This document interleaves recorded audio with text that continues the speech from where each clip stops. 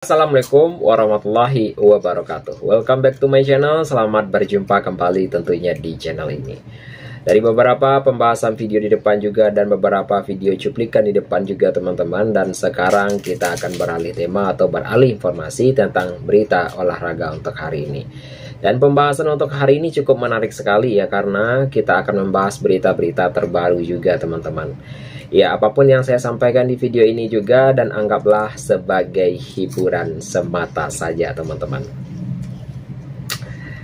Baik, untuk pembahasan yang akan kita bahas untuk hari ini yaitu adalah 4 sosok di balik kebangkitan Manchester United pada musim ini teman-teman. Itu pembahasan kita untuk hari ini. Manchester United kembali untuk menemukan momentum terbaiknya setelah meraih kemenangan beruntun di bawah asuhan Ruben Amorim, termasuk yang menumbangkan rival abadi Liverpool dengan skor 2-1 di Anfield tentunya. Dan kemenangan itu bukan hanya membawa sebuah kepercayaan diri bagi tim, tetapi juga akan menjadi bukti bahwa proyek Amorim untuk lebih mulai dan hasil untuk Manchester United kini berpeluang untuk mencatatkan 3 kemenangan beruntun pada menjamu Brighton di Old Trafford tentunya. Dan perubahan positif ini tak lepas dari beberapa peran yang sejauh pemain kunci yang tampil menonjol dalam beberapa laga terakhir, yaitu mereka bukan hanya membawa sebuah kestabilan baik itu, tetapi juga akan untuk menunjukkan karakter juang yang selama ini dirindukan fans itu sendiri. Dan 4 fitur utama yang berperan besar dalam kebangkitan Manchester United, dari kiper muda hingga bintang baru di lini depan, semua punya kontribusi penting di balik transformasi tersebut tentunya. Untuk urutan pertama yaitu jatuh kepada Senne Lammers tentunya, yaitu adalah sebuah ketangguhan di bawah Mister Gawang juga tentunya, yaitu Lammers menjadi salah satu rekrutan yang paling berani di Manchester United pada musim panas lalu, yang didatangkan dari Royal Upward tersebut yang dinilai untuk transfer 18 juta pound sterling. Kini kiper yang berusia 23 tahun itu langsung menunjukkan sebuah ketenangan yang sangat luar biasa dalam 2 laga perdananya.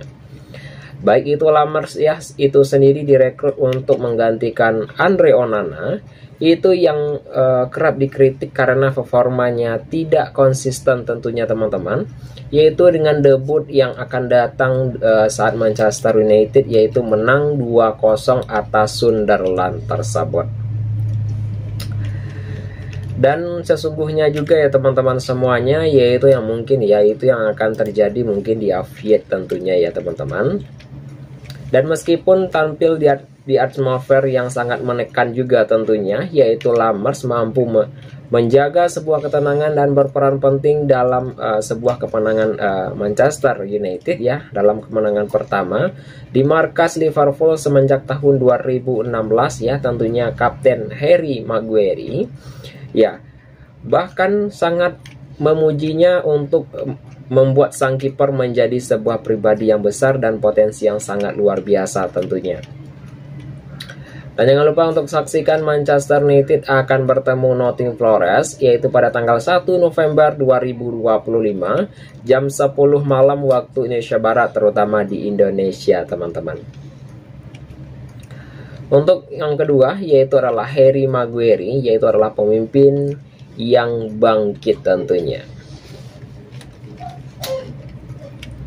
Yaitu baik itu dari Harry sendiri, yaitu sering menjadi sorotan ya, tapi pada musim ini dia telah menjawab sebuah kritik dengan performa yang gemilang, baik itu dari gol sundulannya pada menit ke-84 melawan Liverpool, menjadi simbol kebangkitan Manchester United di bawah asuhan Ruben Amorim tentunya. Yaitu selain dia telah mencetak gol, kemenangan Maguire tampil disiplin di lini belakang dengan meredam ancaman Muhammad Salah dan Alexander Isak. Sebuah kepemimpinan yang dilapangkan membuat rekan setimnya tampil lebih percaya diri.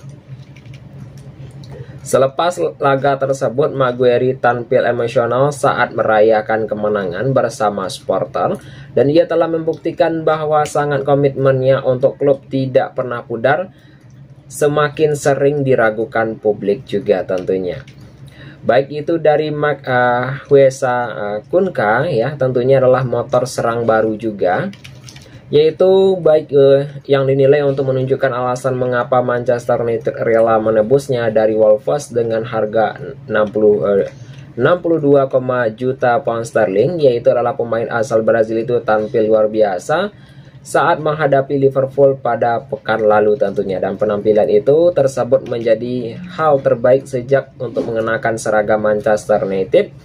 Baik itu dari Huka yang peran sentral di lini depan juga akan menggantikan Benjamin Sesko dan menghasilkan beberapa penekan dan pertahanan lawan dengan sebuah kecepatan serta kecerdikan juga tentunya.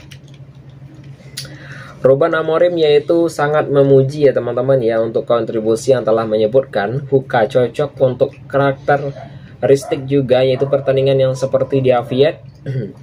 Baik itu Amorim yang telah menegaskan bahwa pemilihan pemain didasari sebuah kebutuhan yang taktis juga, dan Huka akan membuktikan dirinya tempat di momen itu tentunya. Untuk urutan keempat yaitu jatuh kepada Bryan Bournemouth adalah sebuah kreativitas dan efisiensi. Baik itu dari Bryan Bournemouth sendiri, yaitu langsung memberikan dampak yang sangat besar sejak bergabung dari Aviet pada musim panas lalu. Gol yang cepat ke gawang Liverpool di menit kedua yaitu menunjukkan kualitas yang sangat tajam dan sebagai penyerang sayap modern. Baik itu Bournemouth menjadi ancaman yang sangat konsisten di sisi kanan serang Manchester United, dan ia mampu untuk mempertahankan ruang yang cerdas dan sering menciptakan peluang berbahaya untuk rekan-rekannya. Performa yang impresif membuatnya jadi bagian penting dari proyek dalam jangka panjang di Old Trafford, yaitu jika konsisten juga. Baik itu dari Bournemouth sendiri, yaitu bisa menjadi kunci dalam ambisi Manchester United untuk kembali bersaing di papan atas Premier League tentunya. Untuk urutan yang berikutnya kita akan membahas dalam segmen hiburan kita untuk hari ini ya teman-teman semuanya, yaitu adalah pertandingan nilai pasar El Clasico, Real Madrid versus Barcelona, siapa yang mahal? Ya, kita akan bahas dalam beberapa rumor terupdate berita olahraga untuk hari ini ya. Jika pembahasan saya menarik, silahkan tinggalkan jejak dengan cara berkomentar di video ini teman-teman.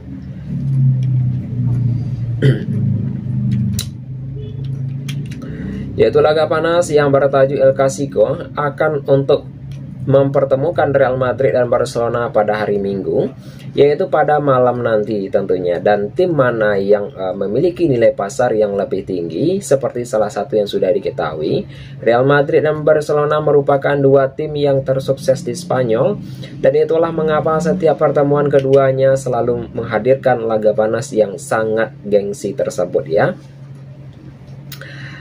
Ya, untuk salah satu rahasia keduanya, yaitu yang bisa mendominasi sepak bola Spanyol karena mereka secara konsisten memiliki pemain-pemain yang sangat terbaik juga. Dan untuk kedua tim tersebut ya, tidak segan-segan untuk mengeluarkan dana besar untuk merekrut bakat-bakat terbesar dunia juga, terbaik dunia juga, dan jalan El Clasico jilid pertama pada musim 2025-2026 di beberapa informasi ini. Dan untuk yang telah menekankan juga tim mana yang memiliki nilai pasar yang paling besar dan siapakah yang punya skuad yang paling mahal tentunya. Untuk urutan pertama yaitu adalah Real Madrid yang paling mahal secara kumulatif ya teman-teman ya, kumulatif ya. Ya, untuk yang secara kumulatif tersebut tentunya yaitu adalah berdasarkan data yang ditampilkan baik itu dari Transfermarkt juga, Real Madrid dan Barcelona punya nilai skuad yang sangat mahal dan keduanya sama-sama memiliki nilai skuad di atas 1 miliar euro. Yaitu Barcelona tidak berbelanja banyak tentunya, dan pemain pada musim panas kemarin memiliki nilai pasar skuad yaitu senilai 1,11 miliar euro, yaitu mereka punya beberapa pemain yang memiliki nilai pasar tertinggi seperti Rafinha, Paul Kobazi, dan Pedri. Namun secara skuad Real Madrid unggul secara nilai kumulatif tersebut dengan beberapa pemain yang berkelas juga seperti Rodrigo, Vinicius, dan Kylian Mbappe. Real Madrid memiliki nilai pasar yang senilai juga 1,4 miliar euro unggul dari atas Barcelona tersebut. Barcelona unggul secara individual, yaitu jika secara kumulatif ya Real Madrid memiliki nilai pasar yang sangat lebih besar ketimbang Barcelona, namun di level individu Barcelona lebih unggul di atas Real Madrid, dan pemain termahal Real Madrid versi format ya ada dua orang seperti Vinicius Junior dan Jude Bellingham, yaitu keduanya pemain sama-sama memiliki nilai pasar yang senilai 180 juta euro, yaitu setidaknya pemain termahal Barcelona Lamine Yamal tersebut yaitu adalah sang wonderkid ya, saat ini memiliki nilai pasar 200 juta euro. Untuk menunggulangi juga ya teman-teman ya, untuk menunggalangi juga ya, untuk mengungguli ya tentunya untuk dari pemain dari Real Madrid itu sendiri tentunya ya, untuk lebih mengungguli pemain-pemain dari Real Madrid itu sendiri. Dan untuk perakiraan ya susunan pemain Real Madrid versus Barcelona juga, yaitu mungkin ya untuk Real Madrid akan memakai susunan 4-2-3 dan 1 ya tentunya. Ya, untuk sedangkan Barcelona ya mungkin ya mereka akan memakai susunan pemain adalah 4-3-3 tentunya. Ya, untuk pembahasan yang berikutnya teman-temanku semuanya, dan di akhir segmen ini juga kita akan membahas pembahasan yang sangat menarik tentunya, yaitu adalah dalam segmen hiburan juga tentunya, yaitu adalah Varane dan De Jong jadi alasan begini prediksi formasi Barcelona untuk El Clasico versus Real Madrid. Yaitu El Clasico pertama kali akan tersaji di Santiago Bernabeu. Barcelona datang dengan semangat yang membahas itu dalam sebuah performa di bawah asuhan Hansi Flick. Sedangkan Real Madrid tampil solid di bawah tangan dari Xabi Alonso sendiri. Yaitu pada musim lalu Blaugrana yaitu begitu mendominasi atas Los Blancos 4 pertemuan terakhir dengan kemenangan untuk Barcelona, termasuk di final Copa del Rey dan Piala Super Spanyol. Akan tetapi tren tersebut tampak sulit diulangi kali ini.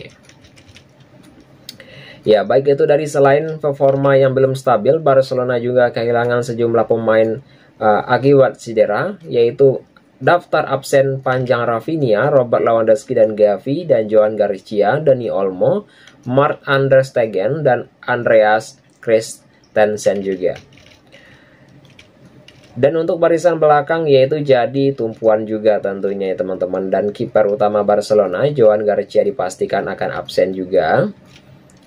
Dan jangan lupa untuk saksikan Barcelona akan bertemu Real Madrid pada hari Minggu ya, yaitu pada tanggal 26 Oktober 2025 jam 22:15 waktu Indonesia Barat, terutama di Indonesia teman-teman. Itu teman-temanku semuanya dalam beberapa informasi berita olahraga yang dapat saya sampaikan untuk hari ini. Jika ada saya salah kata nantinya, saya mohon maaf saja. Anggaplah sebagai hiburan semata saja. Saya akhiri dengan mengucapkan Assalamualaikum warahmatullahi wabarakatuh.